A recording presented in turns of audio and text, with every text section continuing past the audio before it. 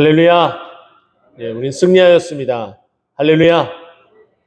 이번 한 주간 특별 새벽 기도를 선포하고 함께 이렇게 달려왔는데, 지난 한 주간을 보게 되면 매우 날씨가 추웠습니다. 걱정도 많이 되었죠. 눈이 오면 어떡하나라는 그런 걱정도 있었지만, 그 모든 것이 다 기후였고, 날씨가 매우 따뜻했고, 또 이렇게 여러분들이 함께 이 자리에 나오는데 큰 제재함이나 어떤 어려움들이 없었던 듯합니다. 그래서 평소보다 가벼운 마음으로 이 자리에 또 나왔고, 또 촉촉한 오늘은 또 비까지 또 이렇게 내리게 되었습니다. 우리가 지난 일주일 동안, 이번 일주일 동안 또 살펴보게 되면 하나님께서 하나님의 그 이름이 어떻게 불려지고 또 어떠한 의미를 가지고 우리에게 어떻게 은혜를 주는지 우리가 살펴봤습니다. 월요일 날에는 여호와 이레, 하나님께서 우리의 삶 가운데 어떻게 준비하시는지에 대해서 우리가 보았다면, 그 준비됨으로 인하여 우리에게 주시는 것은 여호와 샬롬, 평안함을 주셨다라고 말씀을 드렸습니다. 그리고 수요일 날에는 그 평안함을 주시기 위해서 우리에게 어떠한 삶으로 인도하시느냐, 여호와 니시, 나의 승리, 나의 깃발이라는 뜻을 가지고 있는 여호와 니시 하나님께서 우리에게 승리를 주셔서 평안케 하시고, 또 뿐만 아니라 어제는 여호와 라파, 우리를 치료하셔서 우리의 마음과 육신의 우리의 모든 문제들을 다 치유하시고 회복케 하셔서 우리를 평안케 해주신다라고 이렇게 함께 나눴습니다. 그 밖에도 여러 가지 여호와의 이름이 있죠. 여호와 샴마, 또 여호와 체바오트, 여러 가지 여호와의 이름이 있는데, 오늘은 그 모든 것들을 다 뒤로하고 여호와 이름 그 자체만으로도 우리에게 얼마나 큰 의미가 있는지 여러분과 함께 나누도록 하겠습니다.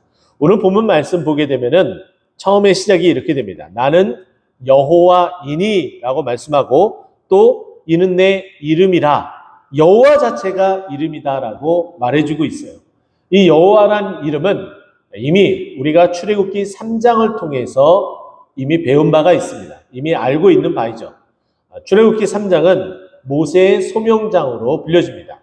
하나님께서 모세를 부르죠. 이 부름을 받은 이 모세가 주저합니다. 내가 어떻게 바로와 이스라엘 백성에게 나아가서 어떻게 말을 하고 어떻게 인도할 수 있습니까? 라고 여호와 하나님께 되묻죠. 그때 하나님께서 모세에게 이렇게 말씀합니다. 출애굽기 3장 14절인데요. 그 물음에 대한 하나님의 답입니다. 하나님이 모세에게 이르시되 나는 스스로 있는 자니라. 바로 이것이 여호와 이름의 뜻이에요. 스스로 있는 자다라는 것은 다른 어떤 것에 구애받지 않고 제1원인이다 라고 말씀하고 있는 거죠. 그러나 반면에 우상은 어떻습니까? 누군가가 의해서 만들어지고 스토리를 꾸며야 됩니다. 그러지 않고서는 이것이 진행되지가 않아요.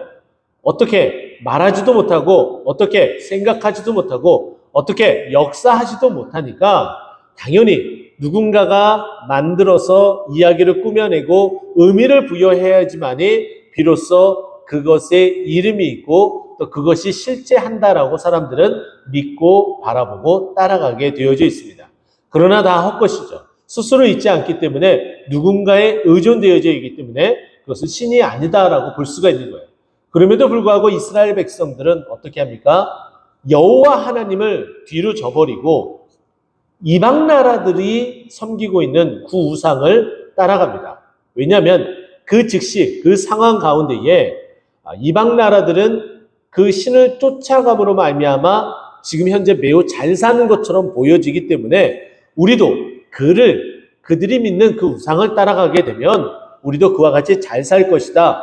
오직 이스라엘 백성들이 하나님만 바라보고 잘 살지 못하는 것과 잘 사는 것과의 그 기준을 하나님과 동행하는 삶으로 여겨야 되는데, 그러지 아니하고 이방 사람들이 잘 먹고 잘 살고 잘 누리는 것이 자신들의 기준으로 삼았기 때문에 이들은 우상을 따라가게 될 수밖에 없었습니다. 매우 안타까운 현실이죠. 그러면서 하나님께서 통탄하며 말하고 있습니다. 나는 내 영광을 다른 자에게, 내 찬송을 우상에게 주지 아니하리라라고 말하고 있어요. 이것은 너무나 당연하죠. 하나님께서 우리를 지은 목적이 있습니다. 그 지은 목적은 이사야 43장 21절에 바로 우리가 보고 있는 이사야 42장 다음 장에 고스란히 그대로 기록되어져 있어요. 이 백성은 내가 나를 위하여 지었나니 나를 찬송하게 하려 함이라 라고 정확하게 말씀하고 있습니다. 하나님께서 우리를 지으신 목적은 하나님을 찬송하기 위해서 스스로 있는 자 여호와 그 신을 찬송하기 위해서 우리를 지었다고 얘기를 해요. 우상에게 그 찬송을 주기 싫어하시죠. 그 목적, 그 지음바대로 우리가 여호와 하나님만을 찬양하길 원하신다는 거예요. 그런데 어떻습니까? 그렇게 하지 않고 있어요. 우리는 이쯤에서 우상이 얼마나 우매하고 우상을 바라보고 우상을 따라가는 것이 얼마나 우매하고 위험한지에 대해서 우리는 잠시 봐야 될 것 같습니다.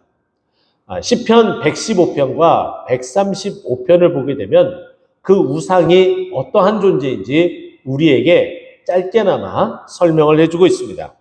시편 135편을 함께 보고 싶은데요. 시편 135편 15절과 18절 말씀 보면은 우상이 어떠한지 우리에게 이렇게 소개를 합니다.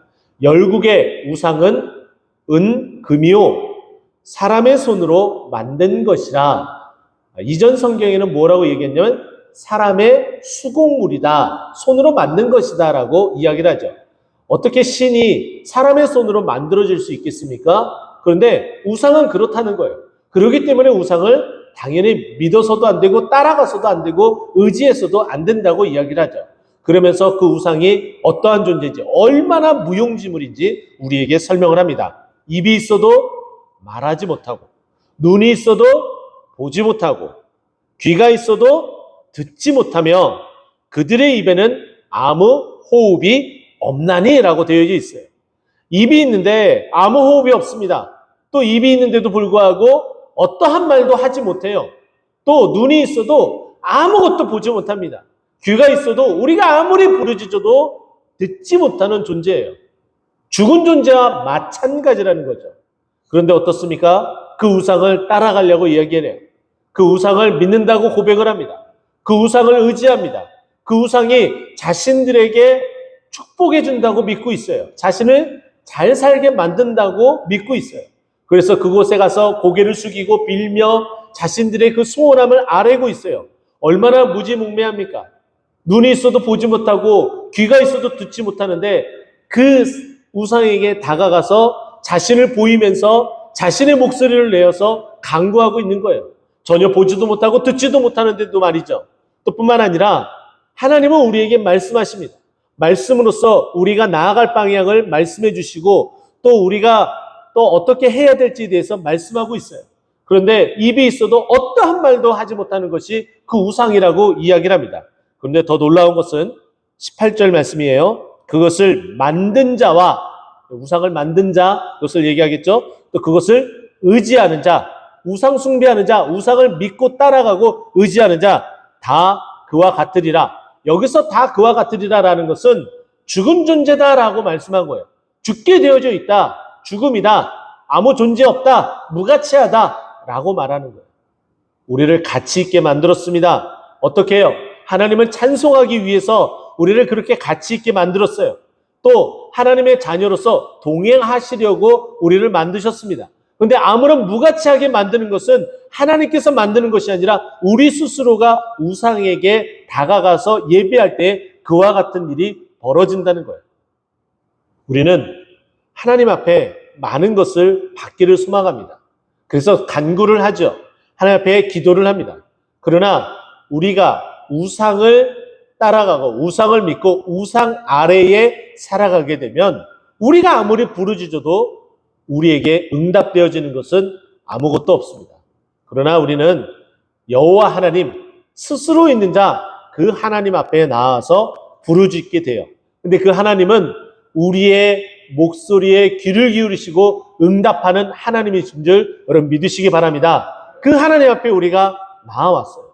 근데 그 하나님은 우리에게 이와 같은 많은 것들을 주시기도 하지만 하나님이 정말 원하시는 것은 우리의 기도에 응답해 주시는 것뿐만 아니라 정말 원하시는 것은 무엇이냐면은 오늘 말씀 가운데 있는 것처럼 영광 받으시기를 가장 좋아하세요. 또 뿐만 아니라 찬양 받으시는 것을 너무나 좋아하세요. 우리를 그 영광과 찬송을 받기 위해서 그렇게 지음받았다. 우리를 그렇게 지었다라고 말씀하실 정도예요. 우리를 지은 목적이 그것이다. 찬송받기 위해서다. 나를 찬송하기 위해서다라고 말씀할 정도로 하나님은 찬송받기를 원하신다는 거예요. 우리가 드려지는 어떠한 예물보다도, 우리가 드려지는 어떠한 마음보다도 정말 간절하게 원하시는 것은, 하나님은 찬송받기를 원하시는 거예요. 말씀하시죠. 천천의 수양과 만만의 것을 너희가 내한테 드려보아라. 내가 그것을 받기야 하겠느냐라고 말씀하시죠. 그러면서 오직 공의를 행하고 인자를 사랑하며 겸손히 내 하나님과 함께 행하는 것, 하나님을 찬송하면서 하나님과 동행하는 것, 하나님이 그것을 가장 원하신다는 거예요. 여호와 하나님은 스스로 있는 자입니다. 우상과는 격이 다릅니다. 그 격이 다른 하나님께서 우리에게 정말 바라고 원하시는 것은 다른 어떤 것보다도 이 예배의 자리를 원하시고 찬송하는 것을 가장 원하신다는 것을 꼭 믿고 의지하면서, 그 하나님, 다른 어떠한 하나님의 그 이름보다도 여호와 하나님 그 자체의 그 이름 스스로 있는 자, 이 하나님의 그 모습을 더욱더 사모하고, 내게도 스스로 언제나 나와 내 곁에 계셔서 은혜 내려주시고 축복하여 주시고, 또 그 하나님을 내가 찬송할 수 있도록 내 마음 가운데 찬송의 마음을 가득가득 허락하여 주시옵소서 고백하는 우리 모두가 되길 간절히 소망합니다. 우리 지난 일주일 동안 승리하였습니다. 할렐루야! 할렐루야! 할렐루야는 하나님을 찬송하라예요. 우리 할렐루야 하나님을 힘있게 찬송하며 이번 한 주간을 은혜롭게 마치길 간절히 소망합니다. 여호와 이레 하나님께서 우리에게 준비하셨고요. 여호와 샬롬 우리에게 평안함을 허락해 주셨고요. 여호와 니시 우리에게 승리의 깃발을 허락해 주셨고요. 또 여호와 라파 우리를 치료하셔서, 하나님이 가장 궁극적으로 원하시는 것은 다른 어떤 것보다도 하나님을 찬송하는 것, 하나님을 예배하는 것, 그것을 잊지 않고 오늘 금요 기도회 뿐만 아니라 주님께서 우리에게 허락하신 우리 교회 가운데 있는 모든 예배를 사모하며 빠짐없이 주님 앞에 나와 주님께 영광 돌리는 우리의 모든 삶이, 우리의 믿음의 삶이 되기를 간절히 축원드립니다. 기도하겠습니다.